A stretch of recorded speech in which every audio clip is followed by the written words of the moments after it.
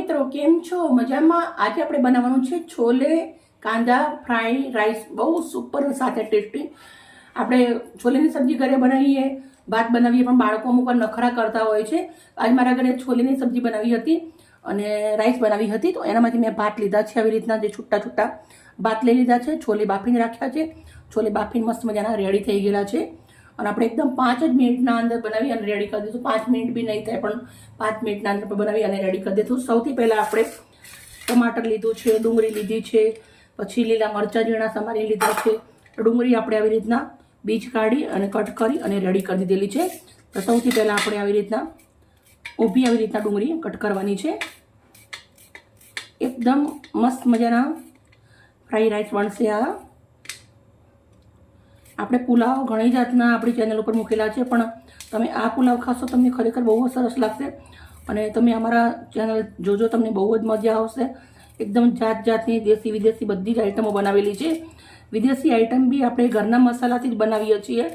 એકદમ સુપર અને સાથે ટેસ્ટી હોય છે. બાળકોના હેલ્થ માટે, મોટાના નાના બધાના હેલ્થ માટે સરસ હોય છે. નાના મોટા બધાને ધ્યાનમાં રાખીને આપણી ચેનલના અંદર જમવાનું બનાવવાનું આવે છે. બધી આવી રીતે મેં પતલી પતલી ડુંગળી કટ કરી અને રેડી કરી દીધી છે. મરચાં પણ આવી રીતે ઝીણા સમાર્યા છે. ટામેટું પણ ઝીણું સમારી દીધું છે નાનું. થોડું લસણ વાટીને લીધું છે. લીલા ધાણા છે. લીંબુ આવશે. બનાવવાની રીતે આપણે ચાલુ કરીએ. આપણે કઢાઈ મૂકી છે. કઢાઈના અંદર મેં 1 મોટો ચમચો ભરી ઘી ગરમ મૂકી છે. ઘીના અંદર આ બહુ જ સુપર લાગે છે એટલે 4 નંગ સૂકા મરચાં લીધા છે. 1 મોટી ઇલાયચી, તજનો ટુકડો છે, 3 નંગ લવિંગ છે, થોડા કાળા મરી છે, 4-5 નંગ તમાલપત્ર, 1 હતો 2 ટુકડા કરી દીધા, થોડું જીરું લીધું છે. ઘી ગરમ થયા પછી નાખવાનું છે. આપણે આ ગરમ મસાલા અંદર નાખી દઈશું. જીરું પણ થોડું છે અંદર. ગરમ મસાલા થોડા ઓછા વધારે હોય તો ચાલે.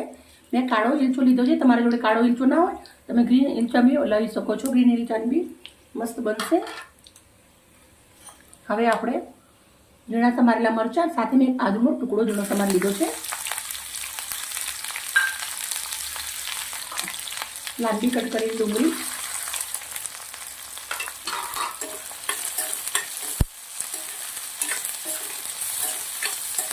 ડુંગળીને આપણે સરસ મજાની સંતરાવા દઈશું. લીલા અંદર મેં ઘી લીધું છે. તમે તેલનો ઉપયોગ બી કરી શકો છો, પણ ઘીના અંદર થોડું વધારે સારું લાગે. 1 ચપટી આપણે હિંગ નાખી દઉં છું. ડુંગળી સંતરાઈ ગયા પછી આપણે ટામેટું નાખવાનું છે. ડુંગળી આપણી સરસ મજાની સંતરાઈ ગઈ છે. તો હવે આપણે વાટેલું લસણ અને ટામેટું નાખું છું. આને આપણે 2 મિનિટ જેવું શેકી લઈશું. લસણ પહેલાં નાખ્યું તો બળી જાય છે. લસણ થોડું પછી નાખ્યું છે.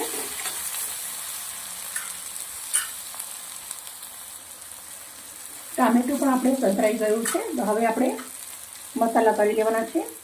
કશ્મીરી મરચું નાખું છું 1 ચમચી, અડધી ચમચી ઓછી થોડી હળદર, અડધી ચમચી મીઠું નાખું છું. એ મીઠું ચણાના અંદર નાખેલું છે, હજી આપણી ભાત છે ભાતના અંદર નથી નાખેલું. સરસ મિક્સ કરી દઈશું. પીસેલો ગરમ મસાલો નથી નાખવાનો આના અંદર. થોડી આ કાઢવાની મહેનત લાગશે. મસાલો પણ તમને એસિડિટી નહીં થાય. ખડા મસાલા નાખીએ એટલે એસિડિટી ના થાય આપણે. હવે આપણે છોલે નાખી દઈશું. છોલે નાખ્યા પછી આપણે ભાત નાખી દઈશું. એકદમ છૂટા છૂટા બહુ સુપર બનેલા છે ભાત. હવે આપણે એને સરસ મજાનું મિક્સ કરી દઈશું.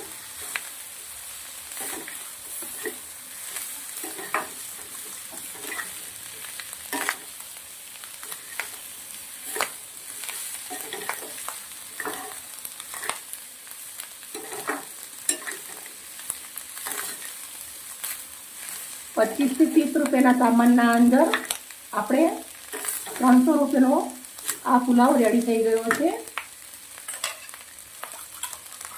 થોડાક એવા લીલા ધાણા નાખું છું.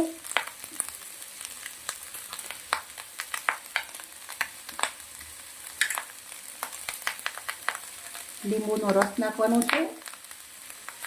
અડધું લીંબુ નાખું છું.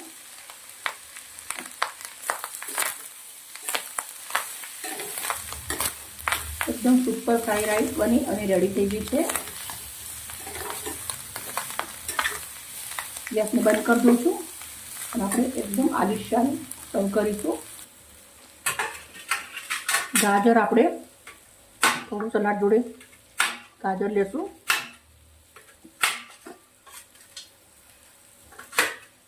કાકડી,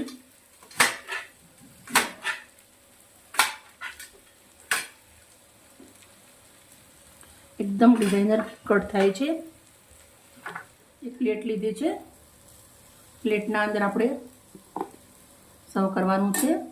આવી રીતે પાંદડા આવે એ નીકાળતા જશું સાઈડમાં અને સર્વ કરી દઈશું. એકદમ મસ્ત છૂટું છૂટું બન્યું છે ફ્રાઈડ રાઈસ.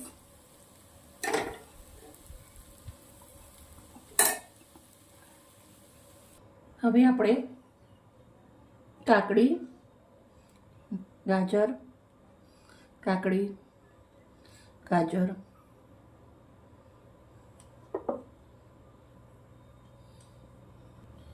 ગ્રીન ચીલી, લીલું મરચું, ડુંગળી,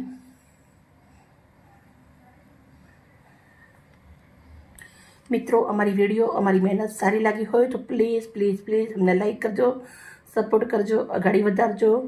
ઓકે મિત્રો, કાલે આવી નવી રેસીપી સાથે.